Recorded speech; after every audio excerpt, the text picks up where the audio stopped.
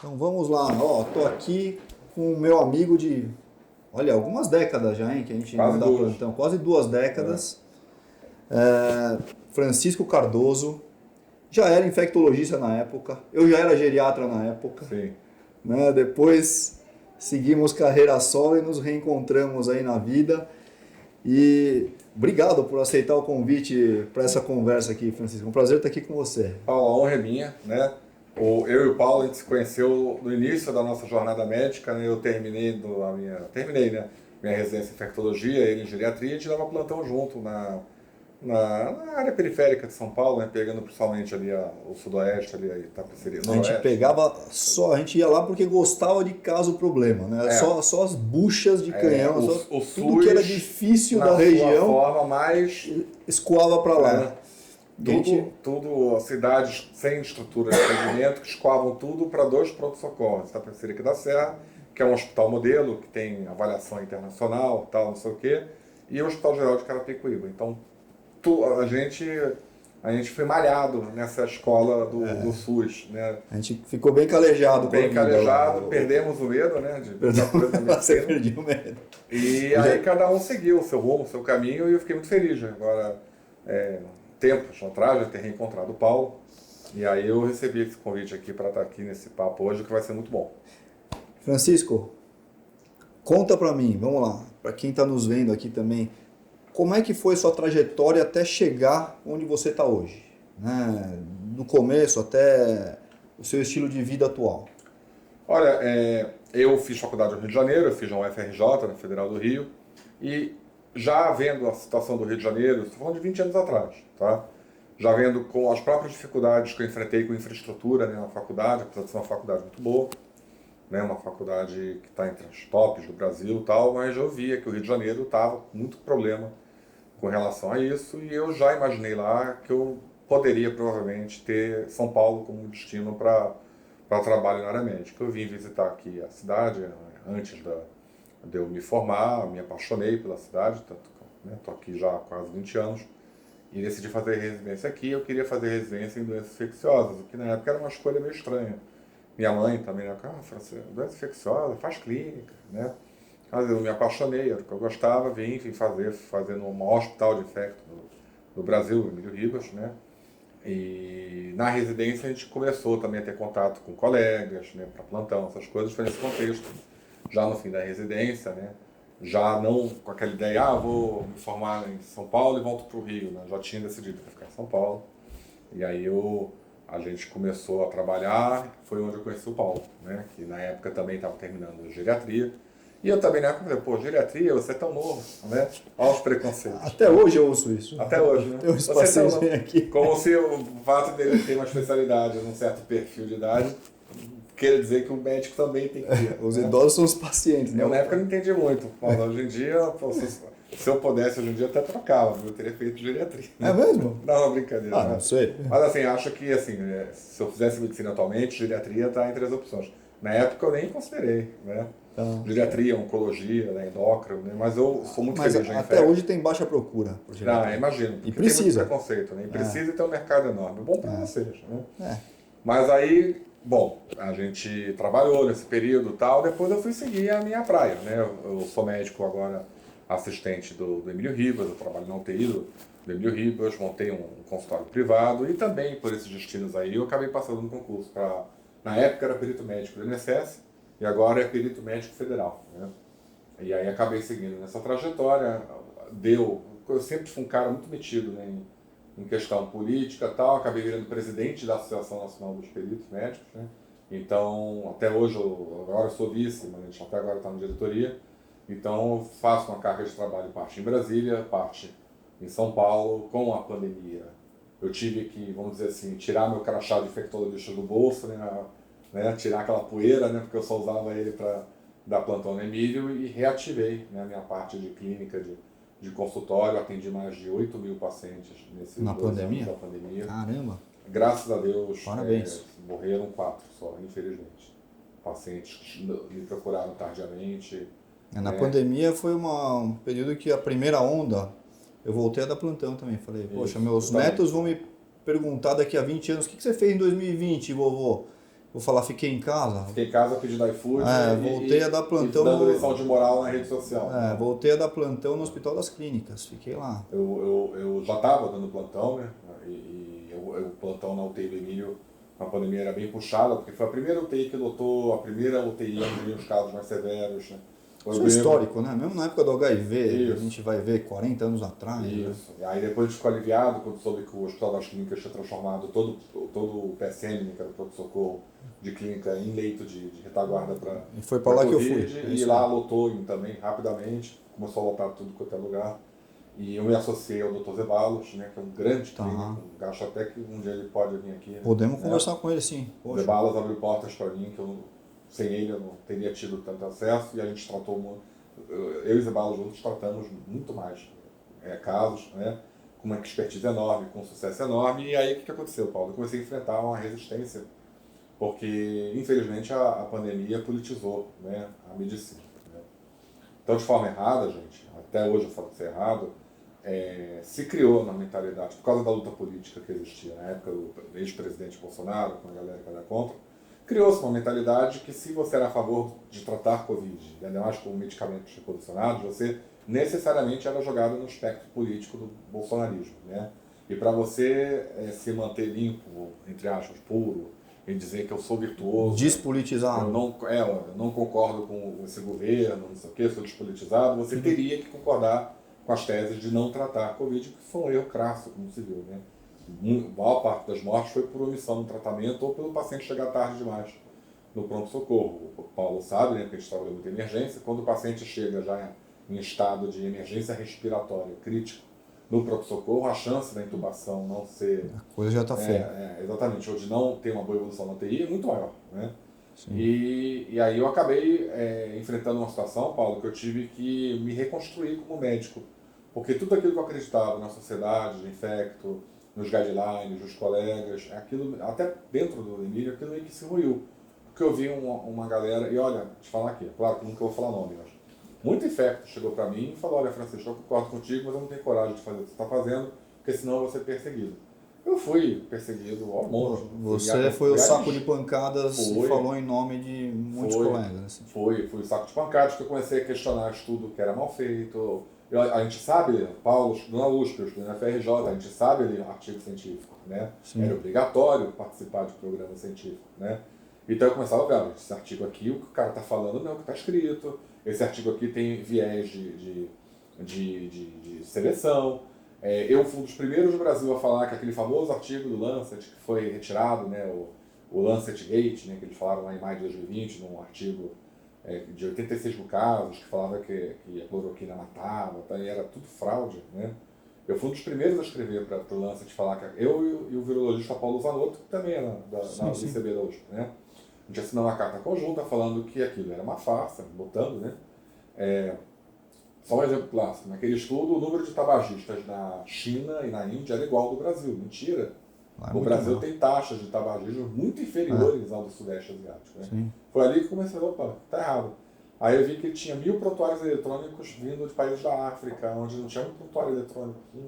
Nossa, eu nem lembro desse... eu falo isso, aí esse estudo caiu, mas sim, isso foi... Então eu acabei centrando em mim muito ódio, muita atenção, e também muito apoio do outro lado. Né? Isso me levou à CPI da Covid, onde eu fui, junto com o Dr. Ricardo Zimmermann do Sul, outro colega infecto muito bom, e ali a gente destruiu a narrativa da cloroquina. Era a CPI da cloroquina até aquele dia, né? Que queria dar a autonomia do médico, dizer o que o médico podia fazer ou não fazer, não impedir, punir quem tratou o paciente. A partir do nosso depoimento lá, que a gente não teve uma checagem, né? Até hoje, tá? Eu fiquei 8 horas já falando e nenhuma agência de checagem chegou e falou, né? A CPI mudou o tom, aí passou a ser a CPI da vacina, né? No dia seguinte. Né? E acho que foi nesse momento que eu cresci um pouco mais perante o público e eu vi que eu tinha uma responsabilidade. Né? Eu tinha uma responsabilidade agora de transmitir para o público informações confiáveis, não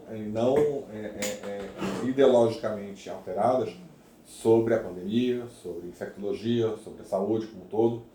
E eu acabei chegando aqui onde eu estou agora, né? E você recomenda esse caminho político? Não. Não recomenda? Não, porque é um caminho muito duro. Em primeiro lugar, eu não sabia o quanto de dificuldade que eu ia enfrentar. Se eu soubesse, eu nem sabia onde você estava entrando. Eu nem sabia onde eu estava entrando. A única coisa que eu sabia, Paulo, é que eu tinha que ser coerente comigo mesmo. E olha, sinceramente, sem querer fazer autopropaganda, tudo que eu falei naquela época estava certo. Que a máscara, do jeito que estava sendo feito, não ia funcionar. Que o lockdown ia piorar ao invés de melhorar. Que o imunizante tinha algumas questões que tinham que ser discutidas, né? Que o próprio estudo mostrava que ele não prevenia transmissão entre humanos, né? Eu fui chamado para uma sessão no Congresso Nacional em outubro de 2020. Estava eu, vários deputados da oposição, o chefe lá da comissão de Covid da Câmara, representante da Fiocruz, representante do Butantan. E eu falei na cara de todo mundo, nós não vamos ter arrefecimento do vírus da pandemia com esse produto, porque o próprio estudo aqui mostra que ele não está desenhado para diminuir casos. E olha a coragem para um médico, sem o background de alguma sociedade ou de alguém mais poderoso, ir lá sozinho falar isso. E aí eu vejo o que me manteve firme aqui. Em primeiro lugar, tudo que o médico tem que ter, né? O desejo de sempre querer fazer o melhor pelo seu paciente. Foi isso que me moveu. Segundo, a questão de você sempre manter a coerência. Você pode assumir que errou, mas mesmo quando você assume que você errou, você tem a coerência de manter aquela linha. Você não fica toda hora indo para lá, para cá, para lá e para cá. E o apoio. O apoio de muita gente, o apoio, né, de pessoas como você, apoio de gente que até, não duvidando um pouco, achando que eu poderia estar exagerando um pouco na questão do imunizante e tal, sabia que no fundo eu tinha razão, que tinha que tratar mesmo o paciente, que não podia esperar chegar grave. E você teve Covid? Tive. E como você se tratou? Eu tive Covid 2 vezes, né? Por incrível que pareça, visitando cidades no interior do estado, eu visitei cidades fora de São Paulo, a pedido de famílias desesperadas, pedindo ajuda, ligava para preservá-los, né? Eu viajei para vários estados do país para atender essa situação. Tenso aqui em São Paulo, tinha dias que eu passava 5, 6, 7 hospitais, cheguei em casa 4 da manhã, trabalhando na UTI de vírus. Eu só fui pegar Covid na primeira onda da Ômicron, que foi no Réveillon de 21 para 21. Na verdade, no final. 29 de dezembro de 21. E lá você trabalhava de máscara N95, você se protegia. Dentro do hospital, né? Tá. Aí, onde era para ter, né?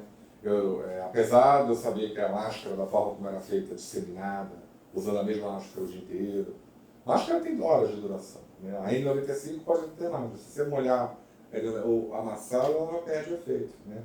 A N95? A cirúrgica tem 2, 3 horas de duração. Sim. Se você não troca, né? E ela é mais para proteger os outros de você do que você dos outros. Do que você dos outros, exatamente, né? Então, eu só fui pegar nesse período, eu me tratei com cloroquina, ivermectina, tudo que eu pegava na época e melhorei rapidamente. Mesmo eu tendo vários fatores de risco na época, com obesidade, alteração de glicemia, né? Todos aqueles fatores de risco para possível evolução desfavorável, eu fui tranquilo. E eu tive Covid de novo em outubro de 22 e me tratei de novo da mesma forma e rapidamente passava os sintomas. Perfeito. Porque tem uma coisa que o pessoal não fala, que é o pós-Covid. Sim. Que está dando alterações mentais. Isso eu tenho recebido o tempo inteiro aqui. O tempo inteiro. E é muito parecido com a síndrome da fadiga crônica. É muito parecido com a ASIA síndrome, que é aquela síndrome do silicone, dos antídotos, né? E tem o mesmo fundo fisiopatológico, que é a inflamação crônica da pessoa. A Covid faz isso em muitos casos, a pessoa fica queda de cabelo, perda de cognição. Qual que é a sua impressão disso? A minha impressão é que o Covid, né, médico, mas depois queria ouvir a sua. Minha impressão é que o Covid depleta a pessoa de nutrientes como um todo, que também, na minha opinião, é a base do burnout, ou dessa assim. E a pessoa tem uma baixa de coisas que você não dosa no exame de sangue. Às vezes você vê no exame de sangue está tudo normal. Isso é interessante você falar, porque a Covid ela atua em nível celular, ela depleta você de minerais, de vitaminas, de aminoácidos, ela interrompe o ciclo de Krebs, ele passa a ficar ineficaz, né? O ciclo de Krebs é uma coisa que existe no corpo humano que é responsável pela produção de energia. Sim. Então você fica com a pessoa sem aquilo que os ingleses chamam de estamina. você fica sem energia, né? Você fica sem pilha. Você fica fraco, fica sonolento, você perde cabelo, você fica apático, você tem uma memória fraca, tem perda cognitiva, você tem perda de memória. E aí, focando nisso, como você tem tratado essa síndrome pós-Covid, Francisco? Entendendo que a síndrome pós-Covid é um conjunto de vários fatores que levam o corpo à inflamação e depleção de elementos essenciais, o tratamento da pós-Covid envolve basicamente você desinflamar a pessoa e você repor nessa pessoa esses elementos que estão faltando, na forma de suplemento, na forma de remédio. E principalmente, é o que eu falo, não adianta só tratar o peixe, você tem que limpar o aquário, né? Você tem que tratar o entorno da pessoa, ver a alimentação dela, ver o ambiente em que ela vive, tentar trabalhar a parte emocional dela. Isso é essencial. Uma coisa que a Covid causa, Paulo, ela desperta o que há de pior em você. Se você tem uma tendência a ter depressão, você vai sair da Covid com uma depressão maior. Se você tem uma tendência a fazer trombose e você não trata direito, você vai fazer a trombose. Se você tem tendência de infarto, a chance de infartar é grande. Se você tem tendência a ter algum tumor, você provavelmente vai ter maior chance de desenvolver esse tumor, né? Porque a gente está vendo tantos casos de tumor. Como se ele exacerbasse a sua tendência. Ele exacerba as suas fraquezas, tá? Então, essa é uma dúvida que eu tenho, né? As pessoas que tiveram acometimento pulmonar. Ah, não, saiu numa boa, mas ficou uma cicatriz lá, né? Fica.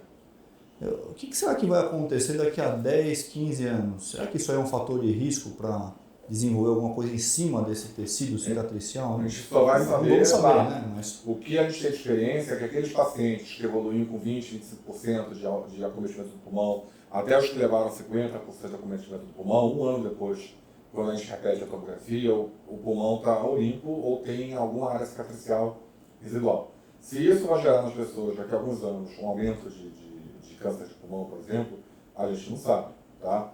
Mas o que a gente está vendo agora, e aí eu já posso afirmar, porque tem até estudo da Nature, é claro que o estudo da Nature nunca vai culpar a outra fonte de pós-Covid, que é aquele negócio que você bota no corpo e enche você de proteína spike, né? Mas isso também dá muito, esse efeito reverso, né? tem acontecido mais em quem usou o imunizante, é isso? Principalmente o imunizante do RNA mensageiro. E já tem estudos mostrando isso? Tem. Mas aí eles atribuem o RNA mensageiro a questão do vírus, não a questão da forma artificial que você usou para receber esse RNA mensageiro. Esses estudos mostram que o câncer de intestino aumentou muito. E tem até um estudo da Science agora perguntando explosão de câncer de intestino em menores de 35 anos. Por quê? Não se sabe por quê. Então é uma área que eu faço muita vigilância nos meus pacientes com pós-Covid. É legal quando esse estudo, a gente põe no rodapé aqui da Isso conversa. você faz na geriatria, de fazer o rastreio ativo de doenças malignas e tal. E agora eu estou fazendo com jovens de 35 anos. Eu vou até estudar livro de geriatria para ver como é que os geriatras fazem o rastreio dessas questões, porque eu estou tendo que puxar tudo para uma idade mais precoce, né? Então é uma situação que assim, o SUS não tem tratamento, as sociedades estão perdidas. Toda semana sai um artigo de pós-Covid em uma revista importante, sempre com algum resumo, sempre com algum avanço, né? É uma área do conhecimento que está em desenvolvimento e a maioria dos médicos, infelizmente, não faz a menor ideia de onde andar, né? Não faz a menor ideia para onde ir. Isso que você falou de repor com suplemento é muito importante, porque é uma das coisas essenciais e leva tempo, viu? Foi o que eu achei que deu resultado aqui. Foi o que eu encontrei benefício na minha prática clínica, mas eu não fiz isso baseado em nenhum estudo. Você agiu como médico clássico. Você sentiu onde estava o drama e, usando o seu conhecimento, você fez um teste terapêutico. Pode-se dizer que sim. Foi mais ou menos assim que a coisa funciona, porque é outra coisa que a pandemia trouxe de errado. Gente, medicina, ela tem a ciência como aliada, mas a medicina não é ciência pura. A arte médica, da propedêutica, da anamnese, do diagnóstico, o feeling do médico, de, por exemplo, fazer isso que você fez, isso não é ciência. E por mais que a medicina baseada em evidências ajude assim, a medicina a avançar de forma mais eficaz e eficiente, a gente tem que lembrar que menos de 10% dos procedimentos médicos atualmente são baseados em evidências fortes. 90% do que a gente fala em medicina ainda é baseado, Paulo, em evidência fraca ou na mera opinião do especialista. Isso eu falo de estudos que das próprias sociedades americanas, de cardio, a de gastro, a psiquiatra. Eu não tinha essa consciência. 90% do que a gente faz é baseado em evidências fracas. Aí o BMJ fez em 2017 um estudo usando o UpToDate. Para quem não sabe, o UpToDate é a maior plataforma médica de atualização em dados, em evidências do mundo, né? Eu assino, por exemplo, o UpToDate, né? É caro, mas é essencial. O UpToDate faz um trabalho há mais de uma década de pegar toda a área de medicina como se fosse um tratado de clínica médica, Harrison, Cécio, né? E juntando todas as outras áreas, e eles têm lá os temas, infarto, angina, pulmão, pau, e eles publicam o que há de mais novo em evidência científica. Por isso que é o UpToDate, né? Então, quando você quer rapidamente saber a melhor evidência de algum negócio na medicina, o UpToDate é um caminho muito fácil. O BMJ pegou o UpToDate, viu que o UpToDate tinha quase 10 mil recomendações baseadas em guidelines, em estudos, não sei o quê, e o número bateu de novo. 91% eram evidência fraca. UpToDate, né? É uma área que eu estudo muito, está entrando um pouquinho, cãibra. Ninguém sabe tratar cãibra. Aí eu também assino o UpToDate e fui lá ver. Pouquíssimas recomendações. Aí eu desenvolvi um tratamento Tratamento Paulo. E agora eu vou testar. Então passa pra mim, porque vou te passar. Criança, eu tenho cãibra aqui no gastrocnêmio, que é a famosa batata da perna. Tem mesmo? Principalmente a esquerda. Mas esse meu tratamento tira a cãibra com a mão. Eu estou testando agora, vou fazer meu doutorado nisso, depois vou ter uma evidência mais forte para quando eu desidrato, quando eu faço muito esforço, ou quando e durmo com a perna um pouco semi-fletida, é certeza que eu vou ser acordado por uma cãibra. Tanto que eu já tenho reação pronta, né, da hiperextensão, né? Fico lá 10 minutos. Vou te passar. Eu deixo aqui no rodapé. Eu tive em Brasília, foi a pior crise que eu tive, foi em Brasília. As duas pernas travaram juntas? Travaram juntas. Aí eu me joguei da cama no chão e usei a parede para fazer a força para conseguir esticar a perna. Porque eu não conseguia esticar a perna. Aí o que eu fiz? Eu botei o pé na parede e fui me empurrando. Aí a pressão do pé na parede ajudou, né, a lei de Newton, né? Então. Né?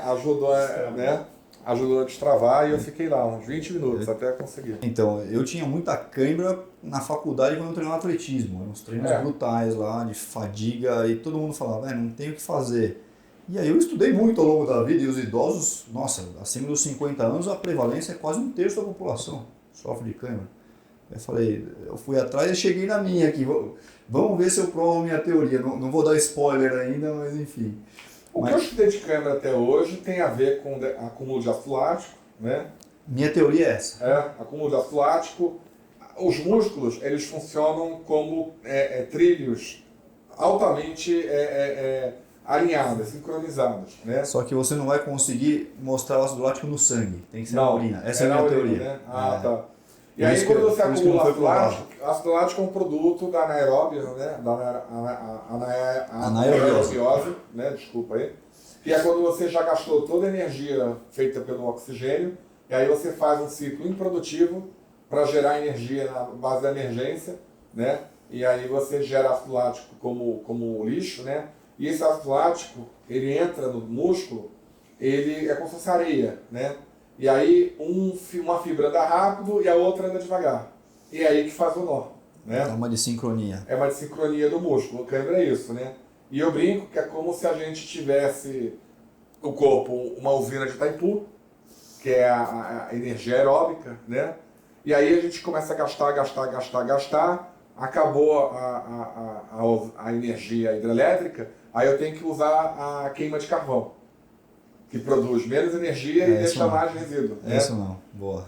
É isso que eu falo. Aí a queima do carvão, essa energia de emergência, né? Vamos queimar carvão aqui para produzir energia, gera esse dano ao meio ambiente. Mas aí só voltando nessa questão dos micronutrientes, para a gente não fugir, que eu adoro esse tema de câmera, desvirtua aqui.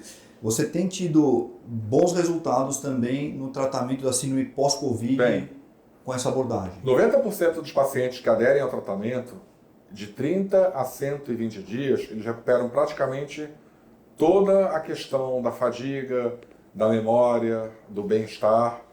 Agora, a gente tem um grupo aí de 10% de pacientes que não conseguem esse efeito de imediato. E esses pacientes são os mais difíceis, porque a gente tem que ir atrás de questões genéticas. Eu acabei de pegar um paciente que a gente fez o diagnóstico genético, graças com a ajuda da genômica da Fleury, né?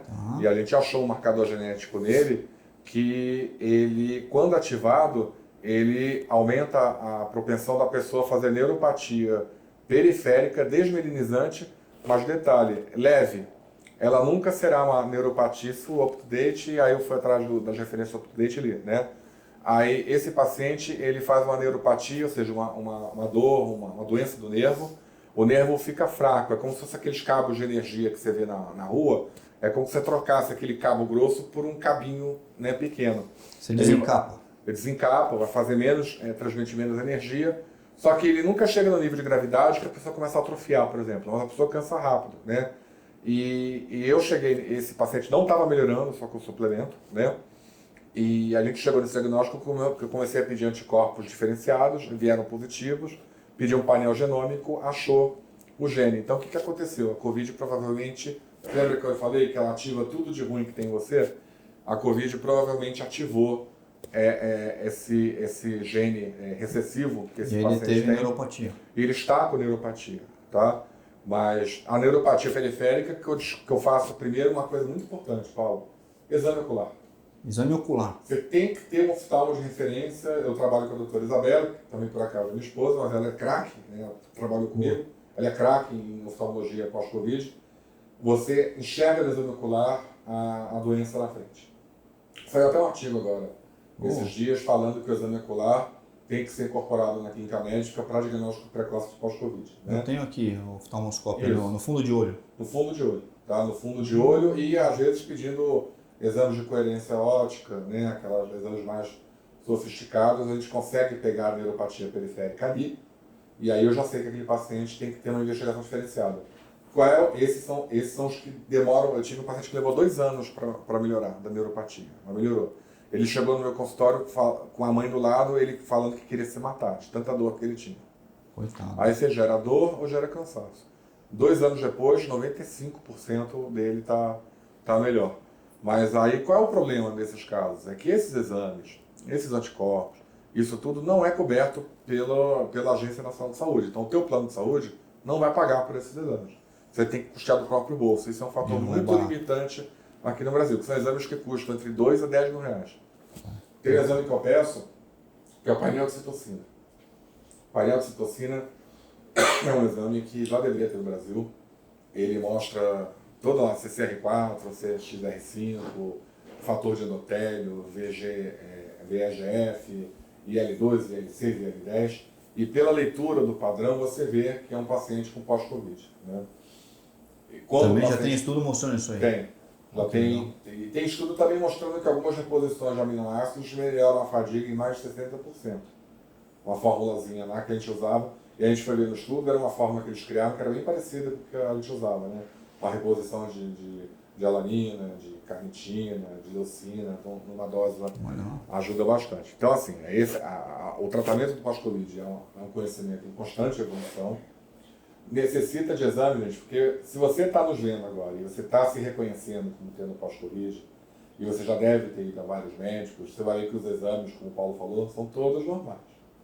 Os exames tradicionais de sangue não mostram a pós-Covid. Não mostram. E aí, quando o paciente, eu sei que tem uma certa dificuldade econômica para fazer esses exames caros e tal, eu vou para o teste terapêutico direto. Já vai suplementando, que é mais barato do que fazer. Falando. E aí, só nos casos onde eu vejo que não está dando certo, mas o paciente está tendo aderência, e a suplementação é um desafio, né? Porque não adianta você prescrever isso por experiência própria, né?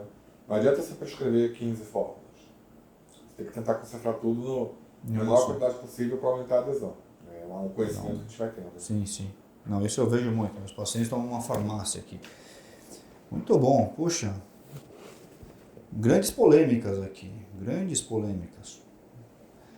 O que você acha que mais deu certo na pandemia? O que você acha que mais deu errado? Eu vou falar uma coisa aqui bem polêmica. Vamos lá. O que mais deu certo na pandemia foi a cepa Ômicron. Foi o quê? A cepa Ômicron. Ela normalizou a situação no planeta.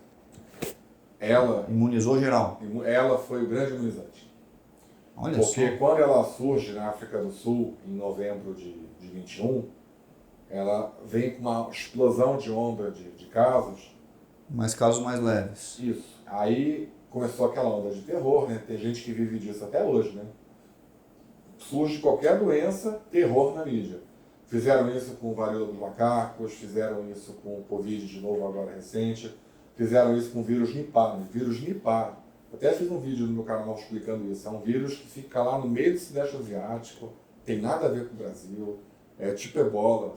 Surge, Ele morre lá no mesmo lugar. morre lá porque ele mata tanto, tão rápido, que não dá tempo para a pessoa gerar uma cadeia de transmissão. Então ele nasce ali e morre ali, né? E fizeram isso na época da Ômicron. Mas o que a gente que estuda, né? A gente viu, opa, olha só esse dado aqui. Cresceu 500% o número de infecções na África. É porque não tem imunizante e tal. Mas olha a taxa de hospitalização. Baixinho. A Omicron ela não tem atração por pneumócito como tinha outras cepas. Mas ela tinha vantagem dominante Só para dizer, pneumócito é a célula que fica no pulmão. Então Isso. a Ômicron não pegava tanto a parte respiratória. Não causava aquela inflamação no pulmão. E imunizou todo mundo. Por matar menos, ela teve uma vantagem. Normalmente é assim que funciona na infectologia, tá? O que mata mais não espalha para o planeta. O que mata menos se espalha, tá? É por isso que tem doença sexualmente transmissível, é por isso que tem vírus, gripe, agora o Covid, né? Que é outro mito, né? A Covid nunca vai acabar, tá, gente? Ela veio para ficar, tá? Da forma como ela se espalha no planeta, ela nunca mais vai desaparecer. Ela vai ficar mutando. Que nem o da influenza, da gripe. Que nem da influenza, uma hora esse padrão de mutação vai atingir uma certa previsibilidade, como da influenza também, né? Mas não volta aquela situação de uma cepa letal, não sei, isso não vai mais acontecer, tá? Vai ter que ter outro vírus agora para fazer isso, né? E é por isso que esses filmes de apocalipse, que a pessoa espirra na Coreia do Sul e 2 semanas depois, em Washington, tá tendo todo mundo correndo do centro e tal, de apocalipse zumbi, essas coisas, isso é só no filme. Muito filme, Vírus muito letal, ele não espalha. Ebola, Marburg, Nipah, vírus que ficam onde estão. Interessante isso daí. Esse é um belo aprendizado, né, que a gente teve ao longo da nossa história, né?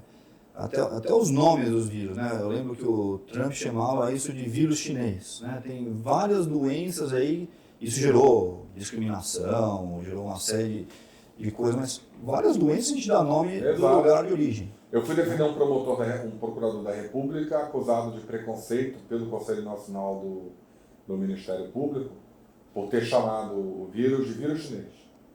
Xenofobia e tal. Eu falei, olha, senhores procuradores... Mas tem a febre do oeste do Nilo. Febre do oeste do Nilo, encefalite japonesa. Aí comecei a dar o nome lá de várias doenças que no passado tinham o nome das regiões e que com o tempo isso foi sendo modificado na própria medicina, né? Mas você tem vários exemplos, gripe espanhola, né? E por aí vai. Então, chamar o vírus de vírus chinês, porque ele surgiu na China, não é preconceito, né? É um hábito. Sim. Né? É um hábito. Se vai se definir agora que não pode mais fazer isso, vai ter que fazer com tudo, né? E aí não teve jeito, tiveram que inocentar ele, né? Isso faz parte da politização também, né? O Trump, muita gente como eu acredita que o governo chinês foi no mínimo leniente quando descobriu que estava tendo problema lá em Wuhan, né?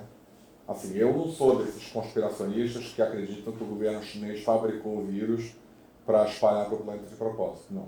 O mais provável que aconteceu foi que esse vírus vazou do laboratório de Wuhan, onde estava sendo pesquisado, isso é fato. Eu estou até escrevendo um e-book sobre isso, sobre a origem do vírus, né? Vazou por displicência dos próprios pesquisadores, que não seguiam regra alguma de segurança biológica, né? Em algum momento vazou uma versão do vírus mais estável e ele começou a contaminar em agosto de 2019 a província de Hubei, a cidade de Wuhan, e que coincidentemente em outubro daquele ano foi sede dos Jogos Militares Mundiais.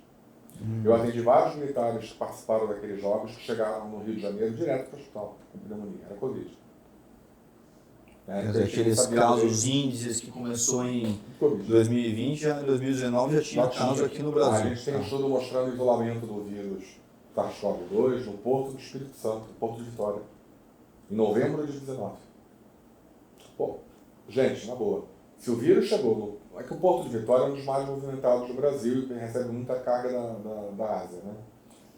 Se o vírus estava em Vitória, no Espírito Santo, em novembro de 2019, onde que mais que esse vírus já não está? A gente tem evidência que ele estava em Paris, muito antes, que ele estava na Argélia, que ele estava no Irã, que ele estava... Então esse vírus circulou e começou a crescer. Algo mudou nesse vírus. Aquela história que era com morcego, pangolim, nada a ver. Esquece, nada a ver, não tem nada a ver, não. O salto evolutivo entre o DNA do SARS-CoV-1, do MERS-CoV e do SARS-CoV-2, ele torna improvável essa teoria. Principalmente porque o salto evolutivo que esse vírus teve foi no sentido de se adaptar muito à enzima conversora de angiotensina tipo 2, que é um receptor que a gente tem no corpo que controla a pressão arterial. Sim. E outras coisas. Por isso que muitas pessoas no pós-Covid evoluem com alterações de pressão. Pressão sobe, pressão despenca, hipertensão, hipotensão, faz tilt teste, dá positivo. Então, eu tenho uma teoria que alguns compartilham, que da mesma forma que o HIV ataca a linfócito TCD4, depleta a pessoa disso e ela fica imunodeficiente por falta de linfócito TCD4, o Covid ele depleta a gente de receptor ECA2. E ele ataca e destrói. E essa destruição de ECA2 está na base da síndrome de pós-Covid em vários aspectos. A pessoa fica mais hipotensa. Hipotensa, ela fica e aí não com um sistema nervoso autônomo atípico, aí ela não para em pé, né? E isso pode evoluir com respostas anômalas do corpo pela falta da sinalização do sistema renina-angiotensina, né? Interessante. Então, e essa adaptação que faz o vírus SARS-CoV-2 se encaixar perfeitamente na nossa proteína humana, ela foi o salto evolutivo que ninguém sabe de onde veio. Muito distante do morcego, não dá para culpar o morcego. Encaixa perfeitamente, a purina humana encaixa perfeitamente. Isso fala a favor de ter sido criado em laboratório. Provavelmente, né? E vazou, e na minha opinião o que o governo chinês fez foi tentar esconder a sujeira para não passar como incompetente, né? Só que nesse esconder a sujeira permitiram que o Han agiram como se nada tivesse acontecido. Exato. E os chineses também, né? Então, onde tinha muito chinês, começou a ter muito caso de Covid, como em Veneza, na Itália, no norte da Itália. Milão, né? Milão, tem uma linha de moda lá em que eles produzem, fiquei sabendo isso aí. Milão é um hub aeroportuário na Europa. E eles têm várias marcas de moda mesmo, que a fábrica é em Wuhan. Eu tenho um paciente que trabalhava em Pequim, ele era comerciante, ele falou que ele ficou preso em Pequim de outubro de 2019 até fevereiro de 2020. Pequim ficou fechada para muitas coisas. Ele não conseguia sair de Pequim. Aí você vê o mapeamento aéreo de Pequim em janeiro de 2020, o céu está limpo. Pequim é uma das cidades mais poluídas do planeta. Se o céu está limpo é porque a atividade econômica ele parou. E isso ninguém falou para ninguém. Então tem vários aspectos. Isso tem documentação, não é a teoria ainda não. Agora, nessa questão do follow the money, seguindo o dinheiro, a China ganhou dinheiro. Muito, Covid. muito. Mas eles fecharam tudo lá, né? Fecharam tudo, mas as exportações de insumos já ficaram tão dependentes da China que agora está se estudando a deschinalização das empresas, né? E a Índia está sendo um local de destino de várias empresas que estavam na China para não ficar tão dependentes do governo chinês, né? Aí você falou que foi o melhor da pandemia, foi o Ômicron, o que mais deu certo. Sim. Porque a Ômicron, por ser fraca de gravidade e boa de gravidade, ela imunizou todo mundo. Quem tomou o imunizante, todo mundo pegou naquele verão de 2022, no início, todo mundo pegou. Foi quando eu mais indicado na minha vida. E eu achei que a época da gama já tinha sido pior, né, entre março e junho de 21. E depois dali a pandemia mudou. A segunda onda foi a pior mesmo. A segunda foi catastrófica. O pessoal já tinha baixado a guarda, né? E sabe por que a Delta não foi pior aqui no Brasil? E foi pior nos Estados Unidos? Eles têm trauma da Delta nos Estados Unidos. Porque a Gama não chegou nos Estados Unidos, não sei por quê. Então, os suscetíveis morreram com a Delta lá. Aqui, morreram na Gama. Então, quando a Delta chegou aqui no Brasil, no meio do ano, o pessoal já estava imunizado. Já estava protegido pela Gama, então a Delta aqui não fedeu nem cheirou, né? E o que deu errado, na minha opinião, então, foi a... pela Ômicron, não pela Gama. E o que mais deu errado, na minha opinião, foi a atuação das autoridades no combate à pandemia. Eles fizeram tudo que podiam fazer de errado, eles fizeram. Coisas ridículas, como fechar a gôndola do supermercado para diminuir a demanda por aglomeração. Eu tive um colega meu que comeu 2 semanas de comida fria, porque na casa dele não tinha gás, né? Era elétrico, né? E o micro-ondas quebrou, ele não pôde ir no mercado comprar um micro-ondas porque a parte de eletrodoméstico estava fechada pelo governador do Rio Grande do Sul. Não, os meus pacientes não sabia cozinhar, empresários ficou comendo aqui, comida fria. Muitos não conseguiram se reinserir no mercado até hoje. Então, destruiu a economia. O lockdown, tudo, e não adiantou de nada, gente. O lockdown fez pessoas doentes ficarem trancadas em casa com familiares sadios. De onde surgiu essa história do lockdown? Veio da Europa. Veio da Europa, Na Itália a coisa tinha fugido do controle. O lockdown surgiu do medo, da falta de pensar o que fazer, estudos errados feitos pelo London Imperial College, principalmente, que foram contaminar governos. Mas achata a curva. Não achata a curva? Cara, não achatou, não. Não achatou? O lockdown ele tem algum sentido quando tem algo transitório e passageiro circulando. Tipo, gente, vazou gás mostarda da usina. Tranca todo mundo 1 semana em casa, até o negócio ir embora. Agora, o que acontecia na Covid? Tranca todo mundo em casa. Aí quem estava doente em casa contaminou todo o resto da casa. E 15 dias, 20 dias, 30 dias. Pô, o vírus está aqui ainda. 1 mês, 2 meses. O vírus não foi embora. Então, o lockdown nesse contexto, quando a coisa é permanente, não faz nenhum sentido. Você tinha que ter feito um planejamento de isolar os doentes, como a gente sempre fez na medicina, né? E te falar uma coisa aqui que ninguém pensa, e eu vi pela minha prática. Dentro de casa, o principal local de contaminação por Covid é o banheiro. Os banheiros no Brasil são muito mal construídos. Os arquitetos precisam, na faculdade, ter aula com a turma da engenharia sanitária, do sanitarismo. O banheiro é um local de grande aspersão e dispersão de partículas contaminadas, seja da urina, seja das fezes. Principalmente porque a maior parte do brasileiro gosta de ficar olhando o negócio descer, né? Para não, né? Então, quando você aperta a descarga, você já viu no estudo mostrando o aerossol que fica? Sim. E por uma incrível coincidência, a Covid... descarga com a tampa fechada, já fica porque eu falo que a casa da Covid do ser humano é o intestino, né? Não é nem o sangue. Sim. A Covid tem muito mais vírus nas fezes do que no nariz. Então, e os banheiros no Brasil, eles são pouco ventilados ou não ventilados, quando deveria ser o local mais ventilado da casa. Aí perguntando para alguns arquitetos que vinham tratar comigo, por que vocês fazem desenho nos prédios assim? É para aproveitar melhor o prumado. É para diminuir... Ou seja, o banheiro é sempre a área sacrificada da casa. E ela não tem... Tanto que o banheiro de prédio antigo tem aquele janelão. Porque os caras sabiam que o banheiro tinha que ser, né? E sacrificou-se essa questão da qualidade sanitária dos banheiros no Brasil. Então você estava na casa, você tinha Covid, você usava o banheiro. 5 minutos depois, teu filho entrava lá, pegou a Covid. Né? E o Covid estava no intestino também. Eu sempre alertei os pacientes a ter um banheiro só para quem estava infectado. Eu tive poucos casos de transmissão doméstica de Covid com essa política. Dos pacientes que eu acompanhei. Muito bom.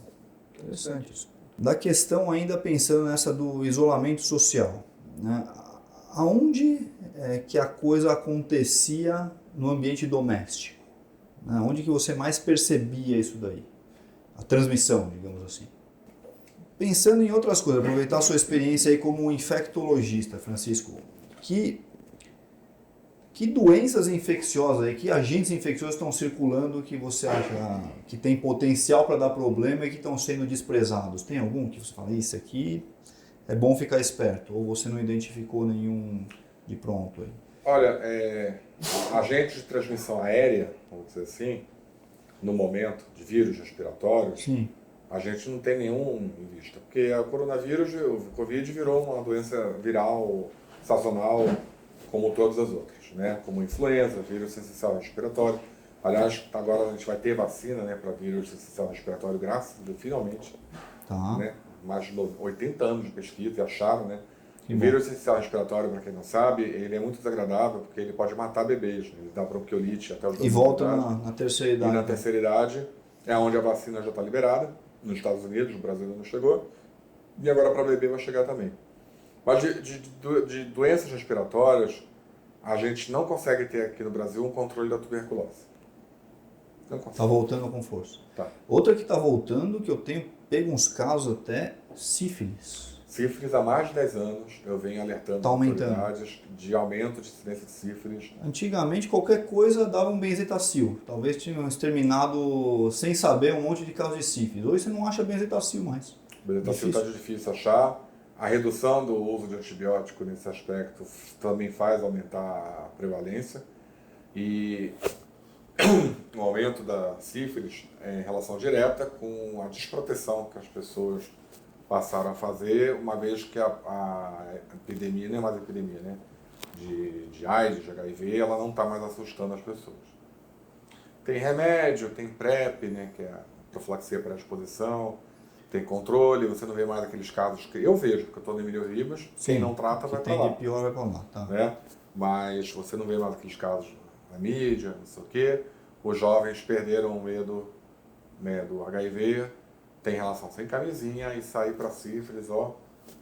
Né? Sífilis, gonorreia. Todo mundo tá baixando Gonorreia agora. está crescendo, sífilis está crescendo assustadoramente. E cria vários problemas no meu consultório. Ah, Vai sim. a filha com a mãe e o diagnóstico é sífilis. E aí? Vão os namorados, um está com sífilis. E o outro Então, agora? e aí a gente tem que ter muito cuidado nessa hora para evitar que um diagnóstico médico vire motivo Destrua uma família, né? de destruição de uma família. Né? Tá. Você médico, tem que tomar muito cuidado com isso. Tá? Muito cuidado, porque a forma como você comunica uma doença dessas para um pai, ou para uma mãe, ou para um namorado, pode acabar com aquela família. Tem que tomar muito cuidado nessa hora. O importante é tratar a pessoa. Tá?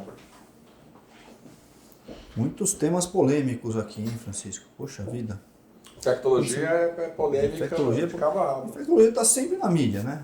Sempre vai surgir algum vírus novo em algum momento. Isso é um alguma legado da coisa, pandemia, Isso né? Isso é um legado para o bem e para o mal. Já gente vai tinha, estar né? na Sempre mídia. volta isso daí. Vai surgir, vai surgir. né? Teve a pandemia de H1N1 em 2009, mas ninguém deu muita bola, acabou rápido. Né?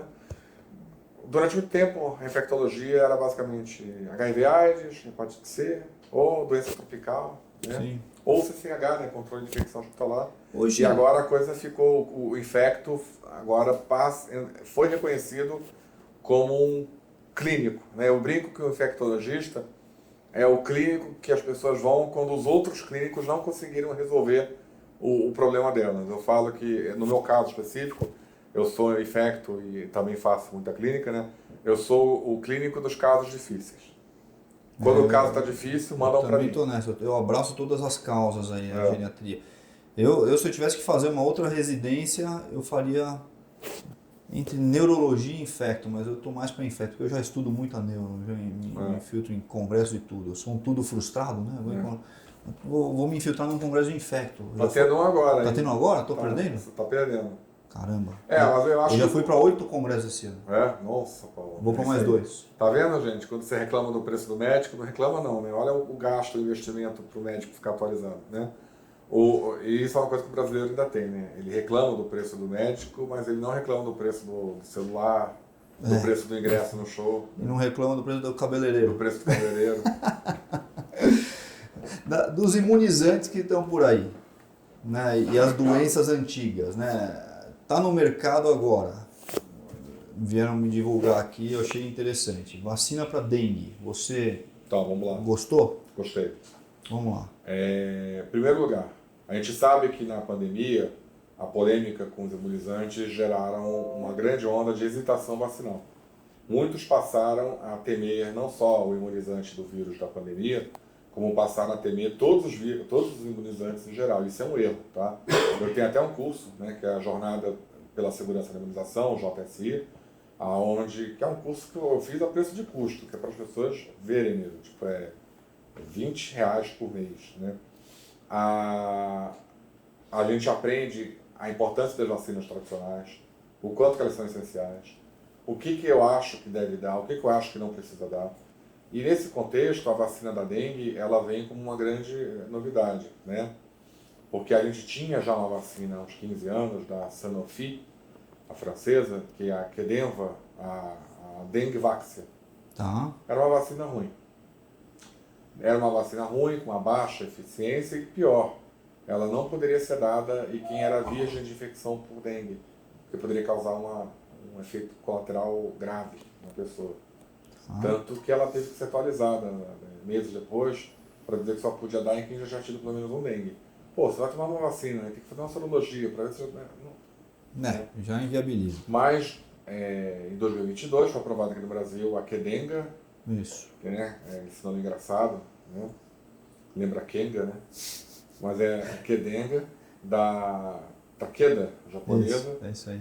Que eu, assim, teoricamente para mim, aquilo é uma vacina de vírus inativado, mas ela oficialmente é uma vacina de vírus atenuado, mas pega só as proteínas né? Mas a eficácia é boa, A eficácia segura? é muito boa, segura, já estou dando aos meus pacientes, baixa taxa de efeito. E se você mora numa área que é endêmica de dengue, o que é endêmica de dengue, Francisco? Você mora numa região onde tem casos de dengue todo ano? Onde seu vizinho pegou dengue, onde você já pegou dengue? Aonde é normal ter notícia de que tem gente que pegou dengue? Se a resposta for sim, vale a pena tomar vacina. Ah, mas eu já tive dengue. Vale a pena mesmo assim? Vale, não tem problema nenhum. Ah, mas eu tomei essa vacina ruim aí da Dengvaxia há 3 anos. Posso tomar? Pode, não tem problema nenhum. E a vacina de malária, que está sendo empregada na África agora? Você vê com bons olhos? É uma busca eterna, desde que eu entrei na faculdade. A vacina da malária é uma busca eterna pela dificuldade em gerar uma imunização eficiente, igual que a gente tem com, né, o vírus da pandemia, né? Só que como malária é uma doença de pobre, vamos dizer, ou de viajante, não tem tanto não interesse. tem tanto interesse e tanto impacto, né? Você vê, estudos feitos na África, financiados pela própria Fundação Bill Gates, publicados no Lancet, mostraram que o uso da ivermectina de forma coletiva em uma população protegeu aquela população da malária. Ah, é? Mas isso não é muito espalhado. Não sabia disso. Depois eu te dou o estudo, né? Mas o ideal seria ter uma vacina. Mas está saindo uma vacina para malária? Ainda não? Ainda não. Está engatinhando? Está ainda, né? Malária, HIV, são vírus e protozoários que vão ser bem difíceis a gente conseguir uma vacina a curto prazo, tá? E aí uma coisa interessante, né? Porque na minha visão, as melhores vacinas para vírus respiratórios deveriam ser vacinas da mucosa. Porque o efeito dela na geração de proteção da imunidade é muito maior do que injetado, já que a via de transmissão é aérea. Deveria se investir em vacinas de mucosa, e a gente tem um grande exemplo aí de vacina de mucosa boa, que é a da polioral, né? Que acabou com a polio, né? Ela e a Salk, né? Aliás, o Brasil já está na hora de parar de dar polioral e ficar só com a Salk, porque a polioral pode dar polio vacinal, né? E a Salk não dá, e a gente já está devidamente protegido da polio, né? Que, na minha opinião, é o segredo. A gente só vai conseguir uma vacina inquestionável, eficaz, tranquila, sem polêmica, seja para influenza, para Covid, qualquer outra coisa, quando ela for nasal. Deixa eu ver aqui. Pensando no imunizante do vírus da pandemia, qual que você recomendaria, qual que você não recomendaria? No atual momento, nenhum, porque Nenhum. Eles não estão preparados. Isso é sempre um problema para esse tipo de vírus. Eles sempre chegam com atraso em relação à cepa prevalente. Você vê. Nessa altura, todo mundo já teve o seu contato com o Covid também, né? Não é naquela época do começo que todo mundo estava virgem de contato com o Covid. No início, e eu vi uma resposta boa, principalmente pela Coronavac, ela ajudou a proteger durante um tempo idosos que não tinham tido contato com o vírus ainda. Mas depois esse efeito se perdeu. Provavelmente porque eles entraram em contato com o vírus, né? Os outros imunizantes, a gente não viu esse efeito ser visto de maneira comprovável, né? Porque tem duas coisas, Paulo.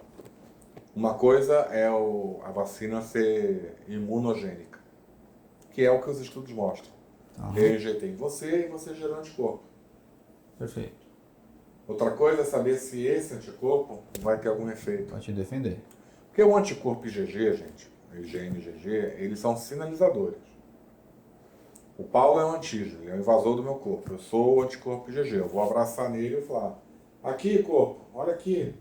Mata aqui. ele. Mata ele, mata ela, tô segurando ele. E você continua, né? Aqui, ó, tá aqui. Tô apontando para lá. Tem que vir o matador. O matador não é o IgG. Não é o anticorpo. O anticorpo ele apresenta para o matador. Apresenta para o matador. Normalmente é a necrokiller, macrófago, né? E a gente não consegue ver esse efeito no vírus da pandemia. Então você tem um bando de IgG e acaba não conseguindo deter o vírus quando ele tem aqueles escapes naturais, ele continua circulando normalmente. Não é a taxa de anticorpo num estudo científico que determina se o imunizante é bom ou não. É o efeito clínico, que isso nunca foi feito direito nos estudos. Então não Eles teve avaliam nenhuma 2 vacina semanas. que te convenceu dessas aí? Nesse momento não. Até porque a gente está com a cepa... Coronavac, a Pfizer, a Estão saindo do AstraZeneca. mercado. A Pfizer vai vir agora com uma versão para XBB, Omicron XBB 1.5, que ficou aí 8 meses, 6 a 8 meses, prevalecendo no Brasil e nos Estados Unidos, mas agora já era XBB 1.5. Agora a gente tem a Aedes, que é a EG5, tem a BA.6, tem a BA2.86. Eu vou dar uma aula no fim do mês agora, dia 30, sobre as novas cepas, né? E o imunizante que vier agora para XBB 1.5 não vai conseguir deter essa cepa. Esse é o problema da imunização atual, né? Não adianta ficar falando, como se fosse um chavão, né? Tem que tomar, meu amigo. Mas e a vacina Coronavac, que é a tecnologia mais antiga que tem? Vírus A atenuado. Coronavac, ela seria a melhor de todas, vírus atenuado. porque ela pega o vírus inteiro, ela não pega só a proteína spike. Mas ela não se mostrou capaz de gerar uma resposta protetora eficaz. Ela não conseguiu fazer isso, né? Talvez por não ter um grau de ativação tão importante para o sistema imune como tem, por exemplo, quando você injeta toxoide tetânico na vacina do tétano, né? Depende muito da capacidade do produto da vacina gerar uma resposta completa. E o que a gente precisa para isso, Paulo? Precisa de tempo. Precisa de anos e anos de estudo. Tudo o que não ocorreu com esses imunizantes. A gente descobriu que tinha uma pandemia em dezembro, em janeiro. Em fevereiro ela chegou no Brasil. Em abril já estavam estudando a última fase da vacina. Qual foi o tempo que eles tiveram? O que eles fizeram? Eles pegaram uma plataforma de outras vacinas, tipo a plataforma da AstraZeneca era da vacina do Ebola, né? E trocaram, tiraram o Ebola, colocaram o coronavírus. Pode dar certo? Pode. Pode não dar? Pode. Então você tem que ter anos de estudo para... Você não acha que a vacina teve o efeito de achatar a curva? Eu acho não, são os estudos. Quando o Brasil chegou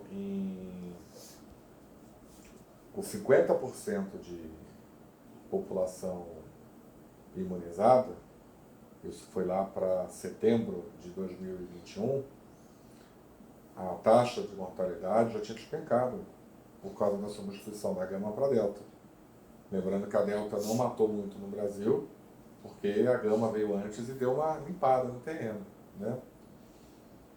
E quando você tem 80% de vacinação no Brasil, que foi no Réveillon de 21 para 22, você tem aquela explosão de Ômicron. Ou seja, não segurou nada, né? É simples. Francisco, como é que você sabe que só falando aí a verdade? Aqueles gráficos que circulavam, quem tomou a vacina, quem não tomou, a mortalidade. Quando você joga gráfico de índice de vacinação por índice de óbito no Brasil, são dois gráficos diferentes. Eles não têm nenhuma coerência, né? E como é que eu sei disso? Porque com o advento da Ômicron, A taxa de mortalidade caiu no planeta inteiro, tanto nos países que vacinaram muito, quanto nos países que não vacinaram nada. Se fosse esse o diferencial principal, a gente obrigatoriamente teria que ver taxas altas de mortalidade ainda nos países que não vacinaram, muitos da África, Afeganistão, Sudeste Asiático, né? E a gente teria que ver uma taxa muito baixa nos países que vacinaram. A gente não viu isso. E dos países que fizeram e que não fizeram o lockdown, a gente sempre pensa no exemplo da Suécia. A Suécia saiu melhor, Muito melhor. não quebrou A economicamente. Suécia foi a prova prática de que a teoria do lockdown era um erro. E eu, na época, eu fui consultor de Covid para vários municípios e estados durante a pandemia. E eu falava para o prefeito, isso aí só lhe trazer impopularidade, não vai aumentar o número de casos. O prefeito falava para mim, eu sei, Francisco, mas eu preciso mostrar para a população que eu estou fazendo alguma coisa. Belo argumento, hein? Era esse o argumento. Fora alguns sádicos, né, que tiveram prazer em prender as pessoas em casa, em fechar. Teve isso também. Teve muito tiranozinho que botou as mangas de fora aí. Estão botando até hoje, né? Na pandemia, né? Eu vou mandar fechar o posto, ou mandar fechar o mercado, não sei o que, eu posso. Teve muito prefeito aí que se incorporou, né? E foram as cidades que tiveram pior desempenho. Né? Eu lamento pelo estado de São Paulo, porque São Paulo teve 150 mil mortos por Covid, oficialmente. Né? Se São Paulo fosse um país, estaria entre os 15 países que mais morreram pacientes no mundo. E aqui foi onde se aplicou a ciência. Teve um maior lockdown, né? O maior lockdown, onde tinha um comitê de Covid com as maiores estrelas, né? Assessorando o governador, que fazia discurso de máscara todo dia no ambiente aberto. Né? Então, assim, a gente tem que aprender com isso para não repetir os erros. Né? Aí volta, o Covid sempre vai ser assim, né? Vai ter um a mais, um a menos. Né? E aí, quando tem um a mais, já começa de novo. Temos que usar máscara. A USP manda usar máscara. Não sei o quê. Tem que ir lockdown. São os profetas do apocalipse. Né? Sabe? Meu amigo, vira o disco. Não resolve nada. O campus universitário da USP, aqui em São Paulo, na época de 2021, com todas aquelas medidas de proteção, você pode entrar com máscara, com 3 doses, não sei o quê, que vão fazer acontecer e tal. A taxa de contaminação por Covid lá era 6 vezes maior que a do município de São Paulo. Agora, as formas graves foram mitigadas pela vacina? Pela Ômicron. Pela Ômicron. Pela vacina... Com exceção da Coronavac no primeiro semestre de 21 nos idosos. Para ser bem sincero, né, a gente estudou, vi tudo. A Coronavac nos idosos acima de 65 anos, no primeiro semestre de 21, teve um efeito positivo em redução de caso grave. Teve, depois esse efeito se perdeu. Só isso.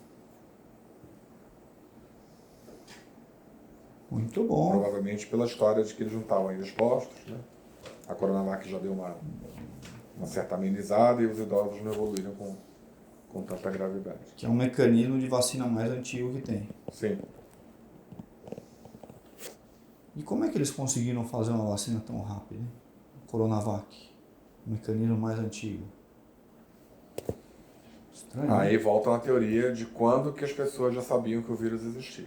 A minha teoria é que muita gente já sabia que esse vírus existia há muito mais tempo. Em outubro de 2019, Bill Gates participou de um evento, um simpósio. Eu vi esse vídeo, esse TED Talk, né? Ele falou, TED Talk. Para a nossa próxima pandemia, a gente não está pronto.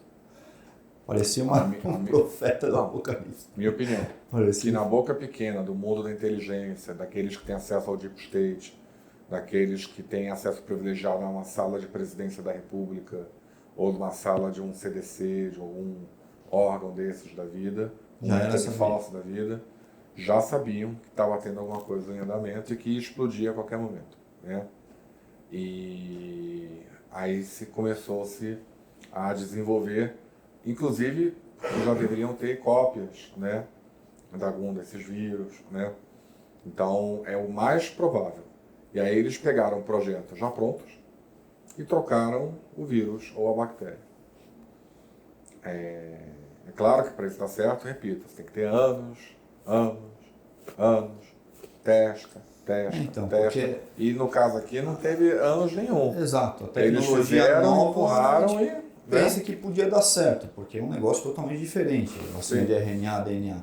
Mas a vacina moda antiga, que foi a Coronavac, essa eu me questiono. Poxa, como é que ela já ficou pronta tão rápido? Quem fez essa vacina foram os chineses, né? Sim.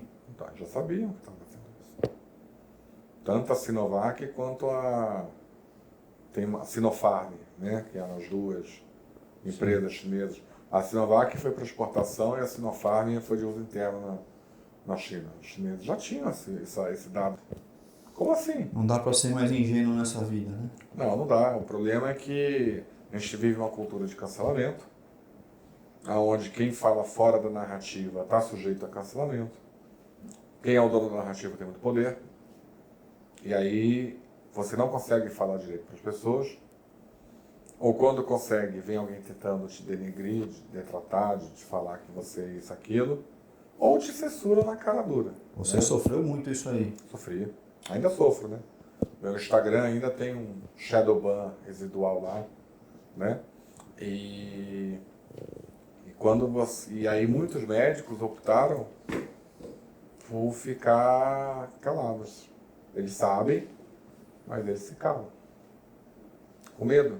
Medo de perder o emprego, medo de perder o consultório. Agora, mesmo o acesso à informação não foi fácil, né? Tinha muita coisa...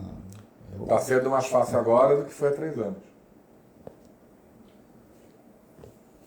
Então você tem medo de perder aquele seu contato naquele hospital bom que te rende muito cliente, né? Tem medo de ser mal visto pelo corpo clínico. Tem medo de ir num congresso médico e ser mal olhado. Então você acaba se acovardando e aceitando. Esse nunca foi meu perfil, né? Pro bem e pro mal, né? Sim, tudo tem os dois lados. Exatamente. E eu estava certo, eles estavam errados. Está aí o mundo para provar atualmente tudo que aconteceu, tudo que não deu certo. E ainda se insiste num discurso desse. Né? Será que eu devo tratar um doente que se vacinou? Peraí, se o imunizante não foi o suficiente para evitar que a pessoa ficasse doente, por que eu vou considerá-lo na hora de decidir o tratamento? Exatamente. A pessoa do doente você vai não tratar? O nível de loucura top master, né? Vamos lá, vamos tocar num assunto sensível aqui então. Sinta à vontade se você não quiser ser muito polêmico, mas pensando nos imunizantes do vírus da pandemia, de que maneira que eles podem agir negativamente no organismo?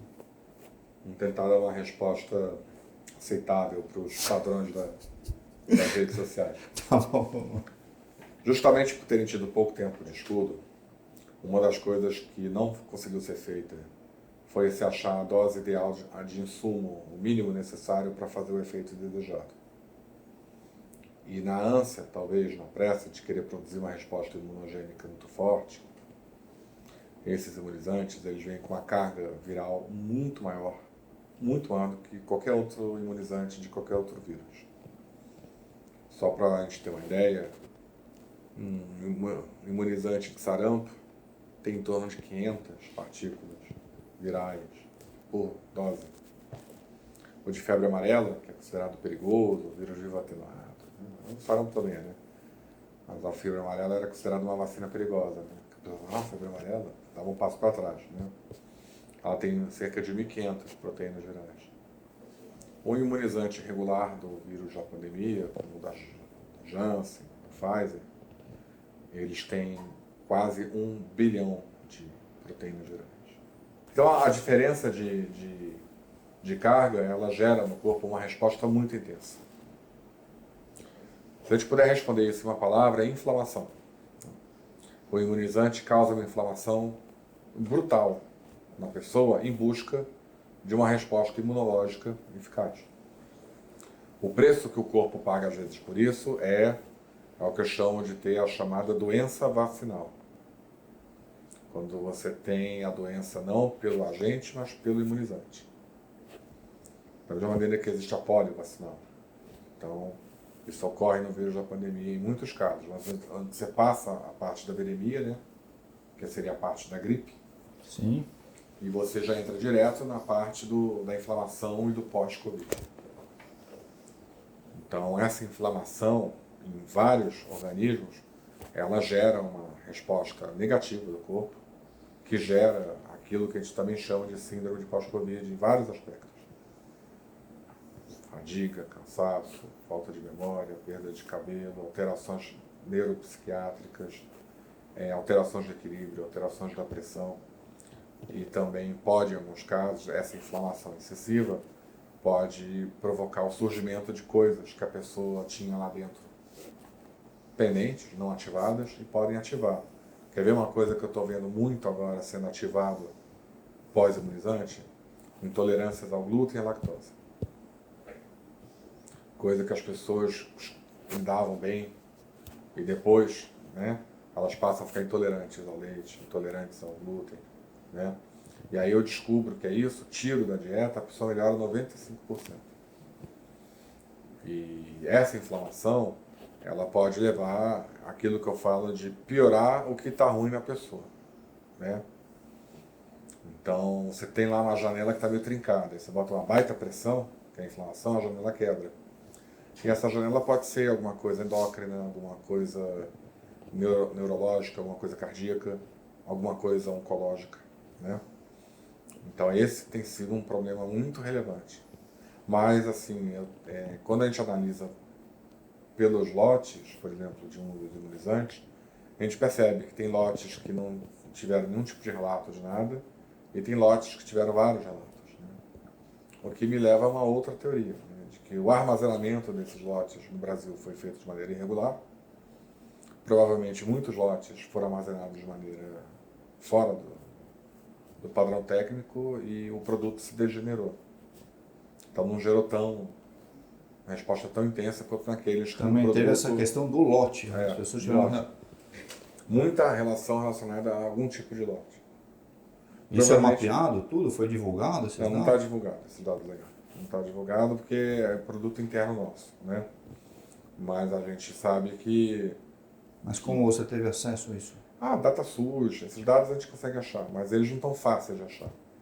A gente trabalha com equipes de físicos, matemáticos, de TI, né, de estatísticos, né, que também têm interesse em saber a verdade dos fatos. Eles produzem esses dados, revisam junto os estudos, revisam a metodologia. Gente das melhores universidades do Brasil, até do exterior, e a gente reúne esses dados, né? Então a gente sabe que não é uma coisa homogênea, né? Dependendo do lote, o risco de ter tal evento era maior. E isso talvez esteja associado com um melhor armazenamento daquele lote, né? Talvez, não sei, né? Mas o fato é que se isso tudo fosse em prol de uma resposta imune eficaz e definitiva e livrasse a gente da chance de pegar a doença e acabasse com erradicasse a doença, eu poderia até pesar, né? Só que a gente não tem nem isso. Então, o que eu falo sempre é risco-benefício. Tudo que a gente faz na vida, que o Dr. Paulo faz na vida, com o paciente, a gente mede o risco e o benefício. Qual é o benefício que ele vai ter e qual é o risco que ele vai correr. Se o risco é maior que o benefício, eu não devo fazer aquilo no doente. Se o benefício é maior que o risco, eu devo propor para o paciente para fazer. E nesse campo, né, do imunizante, atualmente o risco está maior que o benefício por causa dessa questão dos eventos adversos que podem ocorrer. Meu amigo, muito obrigado por essa conversa, viu? Muito obrigado mesmo. Eu tô saindo aqui com um monte de coisa para refletir. Eu que agradeço, espero que quem ouça a entrevista também tenha bastante reflexões. A gente está sempre à disposição para tirar dúvida, né?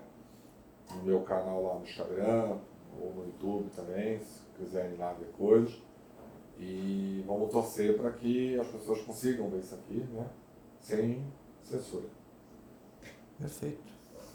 Obrigado. Nada, um abraço. Um abraço, pessoal. Valeu. E só lembrando, se inscreva no canal, ative o sininho e fique por dentro aqui das nossas conversas com pessoas interessantes, tá bom? Acabei de me aprofundar numa conversa com mais uma pessoa interessantíssima. Obrigado, pessoal. Um abraço.